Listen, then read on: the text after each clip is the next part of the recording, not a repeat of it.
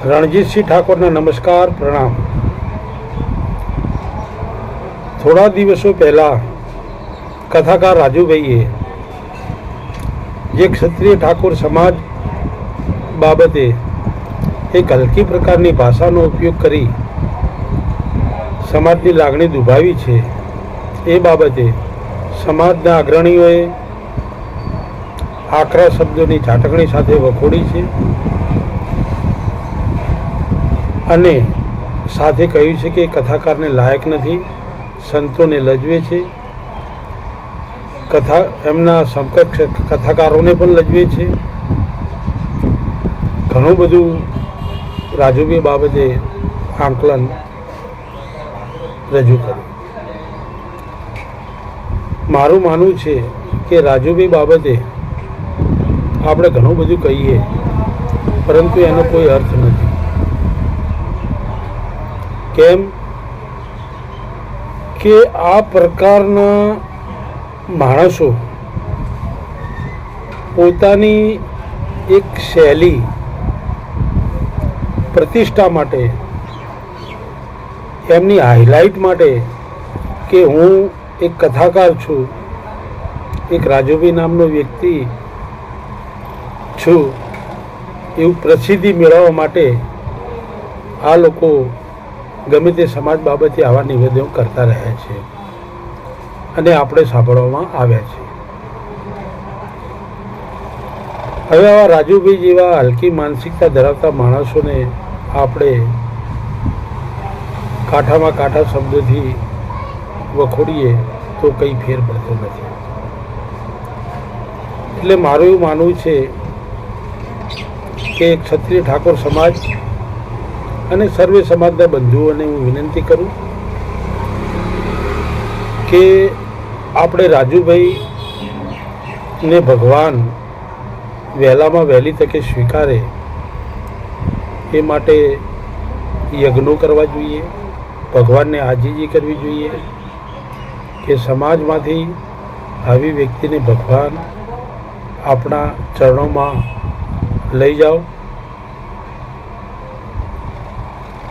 ભલે સમાજમાં નર્કમાં હોય, પણ અમે એવું ઈચ્છીએ કે હે ભગવાન, તમે એમના ચરણોમાં વાસ આપો, પણ સમાજમાંથી એમને વહેલીમાં વહેલી તકે સ્વીકારો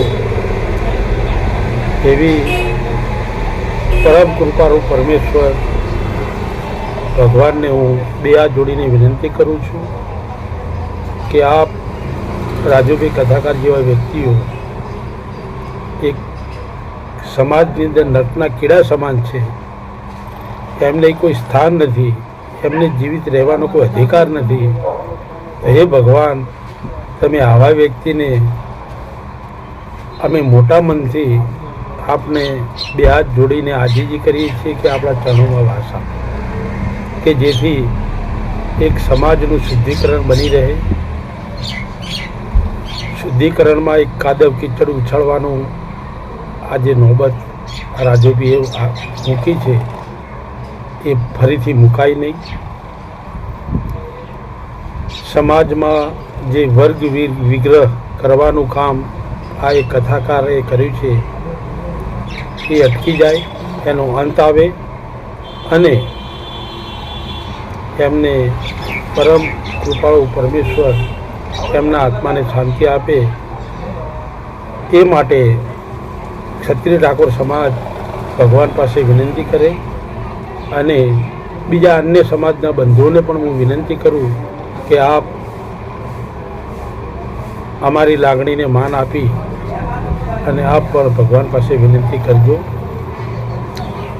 અને વધુમાં જ્યાં સુધી રાજુભાઈ સમાજમાં છે ત્યાં સુધી એમના કોઈ કાર્યક્રમમાં આપ ના જાશો, ભલે એમનું નિમંત્રણ હોય એનો બહિષ્કાર કરજો।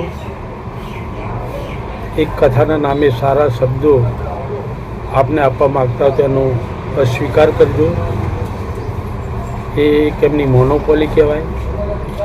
ખરેખર સાચા મનથી કથાકાર નથી એ વધુ નહીં કહું કે એ પોતે એમનો પોતાનો જો રોટલો શેકવા માગતો હોય એ વ્યક્તિ સમાજનું કલ્યાણ ન કરી શકે, એ એમનું જ કલ્યાણ માટે એમની ગતિવિધિઓ કરતા હોય છે. તો હું એક સમાજ બંધુ તરીકે સમાજને વિનંતી કરું છું, સર્વે સમાજના બંધુઓને વિનંતી કરું છું કે એ ગમે તે વિસ્તારના લાગુ પડતા હોય એ સમાજજનો એમના કાર્યક્રમનો બહિષ્કાર કરજો. જય માતાજી.